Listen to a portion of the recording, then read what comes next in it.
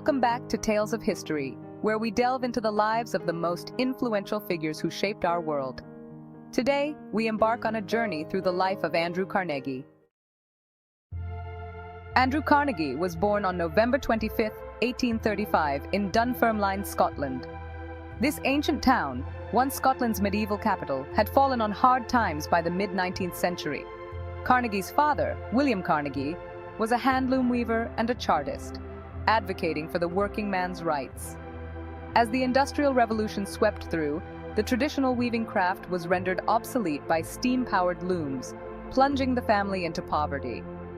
Andrew's mother, Margaret Carnegie, a resilient woman, opened a small grocery shop and mended shoes to support the family. Despite their hardships, the Carnegies remained hopeful.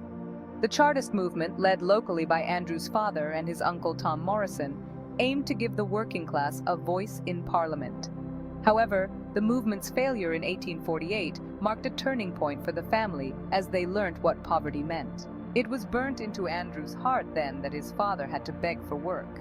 And there came the resolve that he would cure that when he got to be a man. Driven by Margaret's determination, the Carnegies auctioned their belongings and borrowed £20 to emigrate to America. Their 50-day journey on the Wiscasset brought them to New York City in 1848, a city yet to build its iconic immigration stations. The Carnegies settled in Pittsburgh, a burgeoning industrial city. William Carnegie found work in a cotton factory, and young Andrew took a job as a bobbin boy for $1.20 a week. His next role as a messenger boy at the telegraph office marked the beginning of his rise. Carnegie's diligence and quick learning caught the attention of Thomas A. Scott of the Pennsylvania Railroad Company, who became his mentor.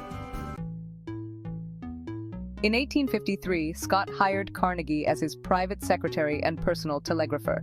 Carnegie's ambition and work ethic propelled him up the ranks, eventually succeeding Scott as superintendent of the Pittsburgh division. He made shrewd investments, including in the Woodruff Sleeping Car Company, and played a crucial role in military transportation during the Civil War. Post-war, Carnegie foresaw the potential in steel. In 1865, he resigned from the Pennsylvania Railroad to focus on the Keystone Bridge Company. By 1868, he was worth $400,000. Carnegie's foresight led him to establish the J. Edgar Thomson Steel Works, later evolving into the Carnegie Steel Company. He adopted the Bessemer steelmaking process and implemented rigorous cost and production accounting procedures, driving efficiencies unmatched in the industry. Carnegie obtained greater efficiency by purchasing the coke fields and iron ore deposits that furnished the raw materials for steelmaking, as well as the ships and railroads that transported these supplies to his mills. This vertical integration business model, where all stages of production are controlled by one company, consolidated the mining, manufacture, sale, and transport of steel and its components under one corporation. In 1888, Carnegie purchased Homestead Steel Works, his biggest rival in steel production. By 1889, Carnegie had also acquired the Pittsburgh Bessemer Steel Works, the Lucy Furnaces, the Union Mill, the Union Iron Mills, the Keystone Bridge Works, the Hartman Steel Works, and the Frick Coke Company, among others.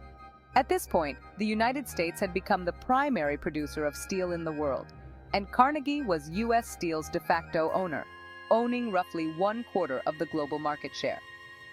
In 1889, Carnegie's vast holdings were consolidated into the Carnegie Steel Company, a limited partnership that henceforth dominated the American steel industry.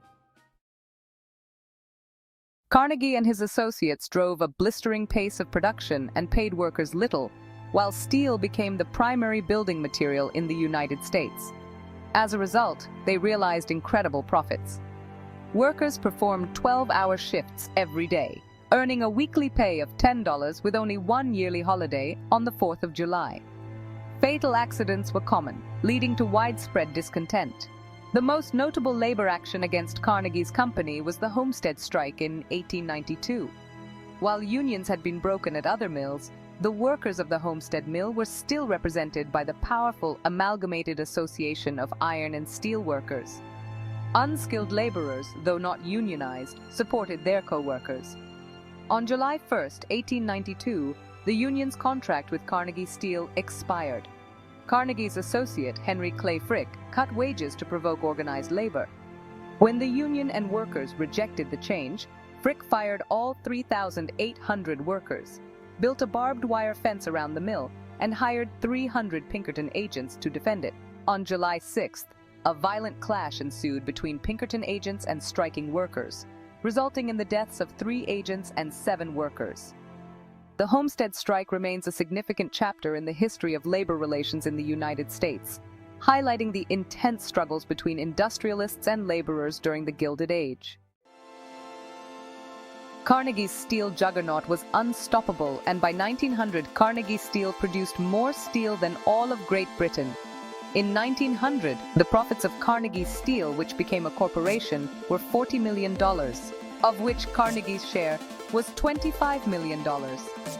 In 1900, financier J.P. Morgan mounted a major challenge to Carnegie's empire. While Carnegie believed he could beat Morgan in a prolonged battle, he opted for a different path. In 1901, Carnegie sold his steel business to Morgan for $480 million, personally earning $250 million, which is approximately $4.5 billion today.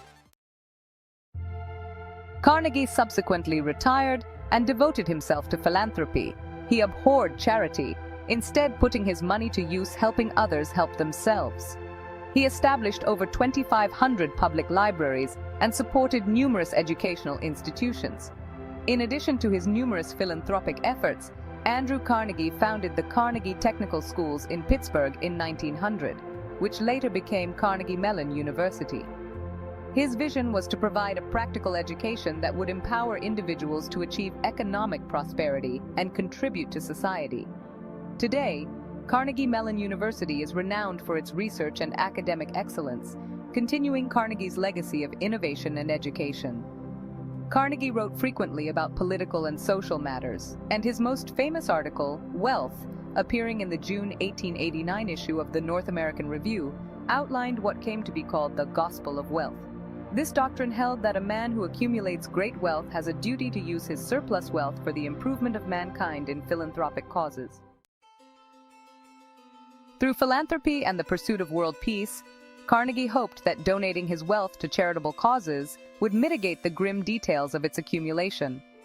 Today, he is most remembered for his generous gifts of music halls, educational grants, and libraries. However, the Homestead protests highlight his greed and paint a complex picture of his legacy. The life of Andrew Carnegie offers valuable lessons. Let's have a look at some of the key takeaways. 1. Vision and innovation. Carnegie's ability to foresee industry trends and adopt new technologies was key to his success. 2. Work ethic and ambition. His rise from a bobbin boy to a steel magnate showcases the impact of hard work and ambition. 3.